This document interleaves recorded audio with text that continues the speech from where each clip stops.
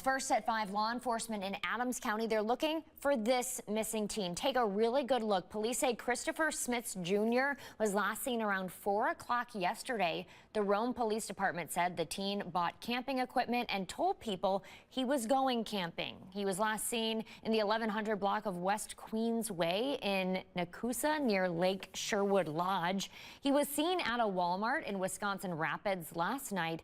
Officials are calling him a runaway. He's described as being 14 years old, 5'11", weighing 120 pounds. He might have a black bike with him. If you have any information, you're asked to call the Adams County Sheriff's Department. That number on your screen right now, 608-339-3304.